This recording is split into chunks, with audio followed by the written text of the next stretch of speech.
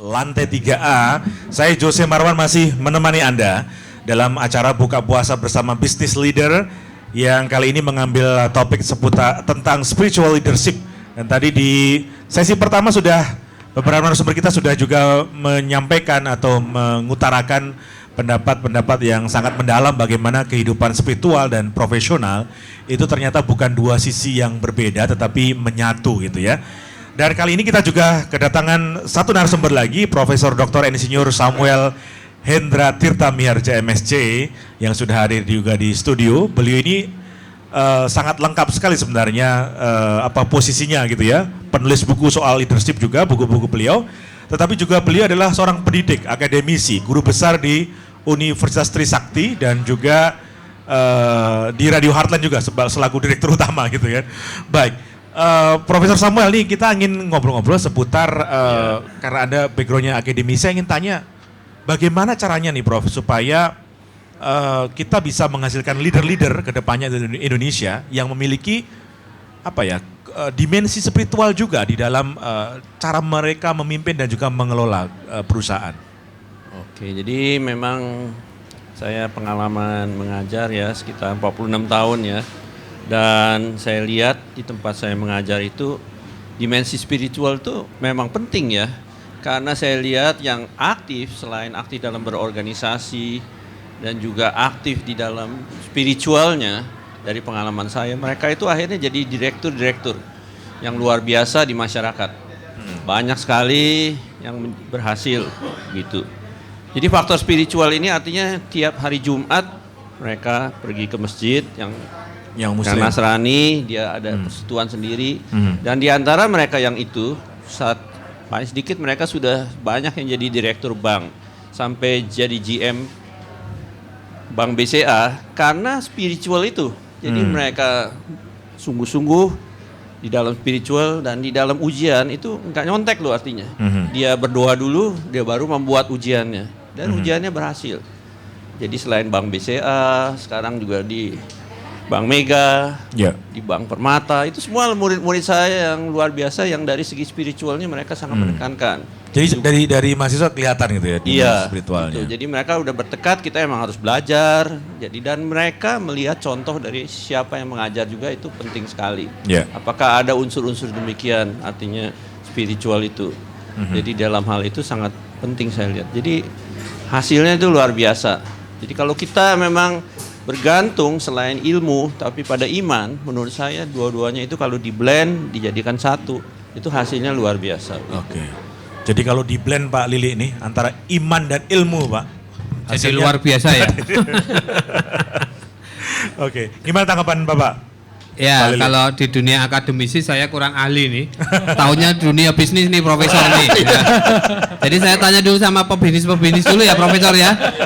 Ya kebetulan saya dulu pernah kerja di sebuah supermarket yang produk kami itu menjual dari produknya, terutama produknya Pak Budi, Coca-Cola atau ketika pindah ke susu Sari Husada. Ketika Mas Andri di Pepsi, saya juga berjualan Pepsi. Lalu ketika di Garuda Food juga berjualan produk-produk Garuda Food.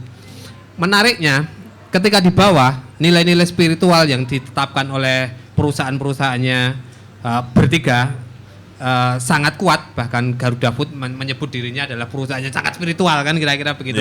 Menariknya ketika di bawah itu terjadi kompetisi yang sangat ketat, terjadi persaingan yang sangat hebat, terjadi gontok-gontokan dalam tanda kutip untuk apa namanya memenangkan pasar.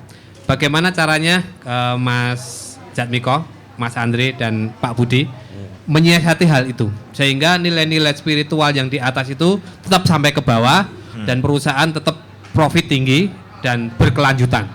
Pertanyaan saya begitu. Ya, ini siapa? Ke Pak Budi dulu ya? Ya silakan. Pak Andre, oke. Ini perintah dari senior Mas Budi katanya.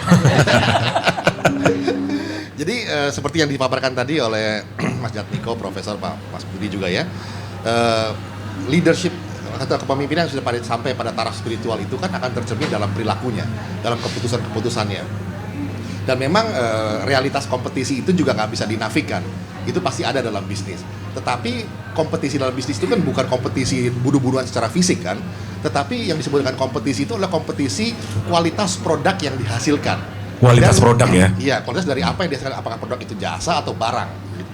Kualitasnya. Jadi ini sejalan sekali dengan semangat spiritualitas sebetulnya, yaitu untuk selalu menuju yang ke arah yang lebih baik, atau Kaizen Spirit. Kaizen Spirit itu sangat spiritual sebetulnya, karena dia dari hari ke hari berjalan menuju yang lebih baik daripada yang kemarin, dan sampai menuju kepada kesempurnaan. Yang sempurna itu ya yang kita sebut dengan nama Tuhan tadi itu sangat spiritual sebetulnya. Dan biarkan konsumen itu yang memilih. Tugas kita adalah mengedukasi konsumen untuk membiasakan diri mengkonsumsi barang-barang atau jasa yang berkualitas, supaya hidupnya pun berkualitas. Dan ambillah itu dari produsen yang bisa memproduksi barang-barang atau jasa yang berkualitas. Jadi marilah kita berkompetisi secara sehat dan dewasa dari sisi kualitas produknya, gitu. Oke. Bukan perang bisnisnya ya? Bukan perang bunuh-bunuhan yang kita tetap justru harus melihat kompetitor di dalam bisnis itu sebagai mitra untuk mengedukasi yang disebut dengan pasar, gitu. Tapi kalau boleh tanya nih Pak, jadi kalau di bawah walaupun perusahaannya sudah menyatakan bahwa ini perusahaan yang punya nilai spiritualitas yang tinggi, tetap tidak menutup kemungkinan bahwa kadang-kadang nyatanya di bawah masih ada, dan itu perusahaan terus melakukan continuous improvement agar kedepannya benar-benar dari top manajemen sampai ke bawah benar-benar bisa gitu Pak ya. Iya. Oke. Ya, mungkin Mas. Oke, lanjut dulu. Pak Koko, Pak Menarik, Jatmiko. karena ini yang tadi Iya. saya mau sorotin Mas, Iya, gitu bahwa ya. terlalu, saya bilang gini, agak too good to be true kalau saya bilang dari level tertinggi yang memiliki value spiritualitas yang diharapkan, kemudian akan bisa diterjemahkan sampai ke semua level dan dibilang bahwa semuanya sempurna gitu. Ya. Saya bilang too good to be true Mas. Iya. Saya juga ngalamin dengan sekitar 600 toko gitu, dengan jaringan distribusi di lebih di 80 kota. Ya. Kita di kantor pusat bilang bahwa jaga yang namanya etika. Tapi di lapangan belum tentu, Mas. Memang saya harus akuin begitu. Nah, itu agak susah karena mereka kan punya salah satu dengan 7.000 karyawan di Era Jaya Group, agak susah Mas memastikan bahwa semua karyawan itu pasti memiliki itu gitu. Saya agak bohong kalau bilang oh iya gitu, enggak kan. Nah, artinya ketika di level pertempuran yang sesungguhnya di bawah itu, mereka ada pertimbangan-pertimbangan yang mungkin buat kita itu juga different level. Mereka akan menghitung yang namanya memenangkan persaingan itu identik dengan insentif yang akan didapat, identik dengan rezeki yang terukur, gitu. Sehingga segala cara kadang-kadang itu agak ya yang terjadi begitu. Dan saya hampir hakul yakin bahwa peristiwa-peristiwa seperti ini juga terjadi di perusahaan lain. Artinya tugas seorang leader, Mas, itu adalah menurut perspektif saya memastikan bahwa value itu memang benar-benar menetes ke bawah tanpa memaksakan bahwa harus semua menguasai. Karena kalau itu dilakukan kayaknya leader-leader akan stres semua. Agak susah ketika kita memiliki jaringan di semua kota di Indonesia. Mungkin Pak Budi atau Pak Andri juga ngalamin gitu ya Pak ya. Agak susah bahwa kita memastikan semua pasti on track seperti yang kita inginkan, memiliki value setinggi yang kita harapkan. Nah, tapi tugas kita adalah jangan menyerah di satu titik. Jadi pendidikannya harus memang berjenjang. Ya setidaknya kalau sebuah botol dituang itu nanti ke bawahnya ada yang tumpah dikit, tapi di bawah tetap ada yang kena gitu, Mas. Basah gitu ya. Kalau mungkin dibalik sedikit mungkin bahwa intinya value memang bagus, spiritualnya bagus dari atas, tapi mungkin di bawah kan tetap ada oknum lah ya. Itu bahasa orde baru itu. Oke, kalau lama nggak Pak dengar Budi, oknum Pak, sih. kira-kira bagaimana Pak? Iya, terima kasih. Saya juga setuju ya tadi. Pertama soal ya Prof udah mengatakan juga bahwa pemimpin yang menurut saya juga ya berhasil ya, terutama zaman sekarang ini memang kombinasi dari yang tadi itu profesionalismenya dengan imannya tadi itu. Jadi apapun ya kita cerita itu. Namun juga begitu pada saat kita mengimplementasikan value itu. Kalau kita lihat ya, kalau kita cek semua value-value dari perusahaan-perusahaan itu, saya kok yakin banget 90% lebih mungkin itu ada semua ya masalah spiritual.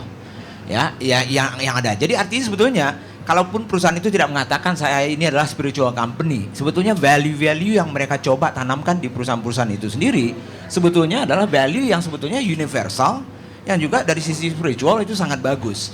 Nah, persoalannya adalah bagaimana pemimpin itu sendiri ya menjadi example yang jelas bagi orang-orang di bawahnya. kita banyak sekali perusahaan-perusahaan yang saya tahu punya semuanya lah, value ditempel di mana-mana, dindingnya ada aturannya, ada trainingnya segala macam. Tapi kalau leadernya sendiri tidak menjadi example, ya lead by example-nya itu menjadi panutan lah kata orang Indonesia ya.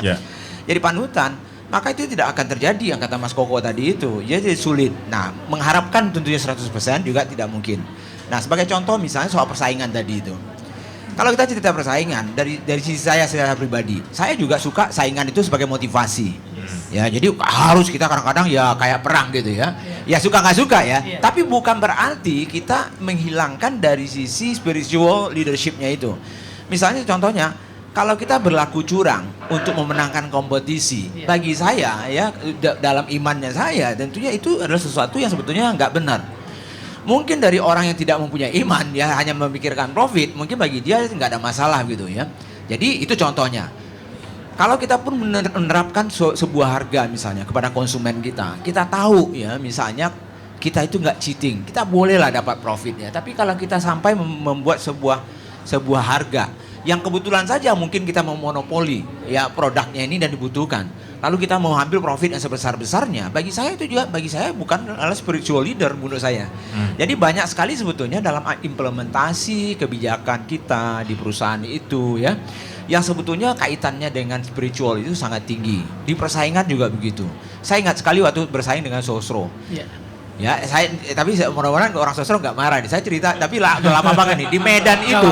Ya nggak apa-apa lah dulu ya. Nanti langsung masuk iklan biasanya. Masuk iklan, ya.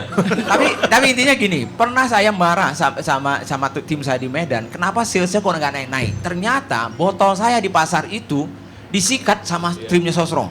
Karena saya nggak bisa produksi lagi karena botol itu harus balik ke pabrik saya untuk diproduksi gitu. Ya marah dong saya ya.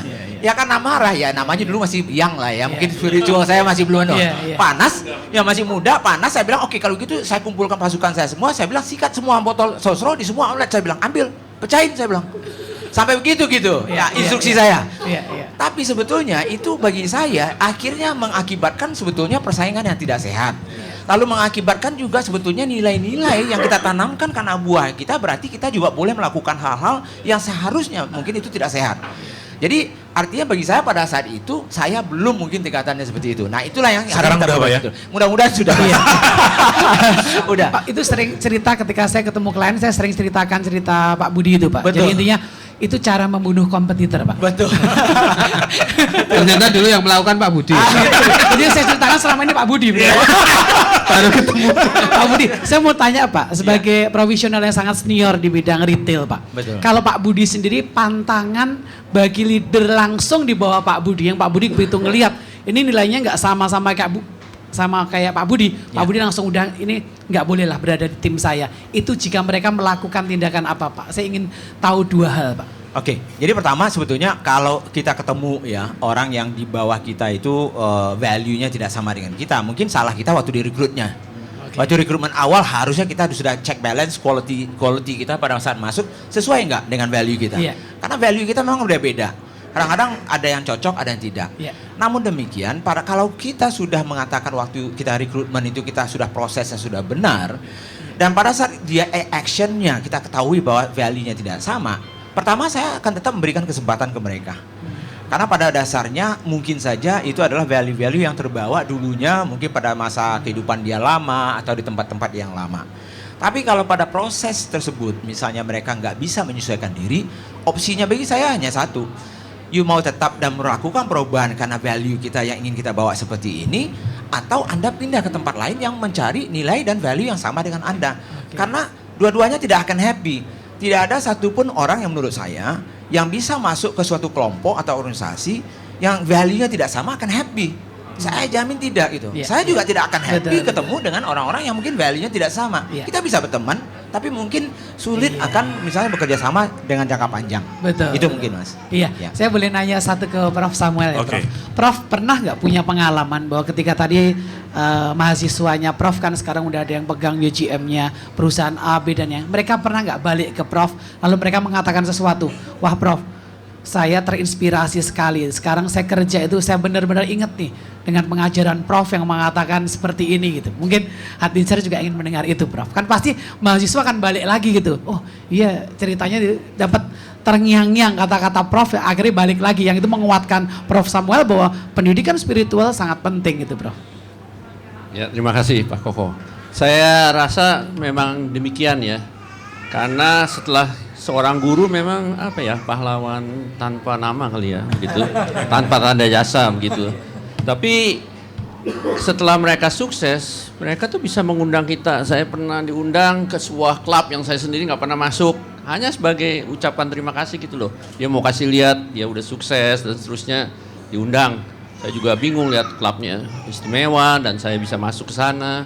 Itu dari murid-murid yang mereka merasa nilai-nilai yang dulu ditanamkan itu telah membawa hasil di dalam kehidupannya.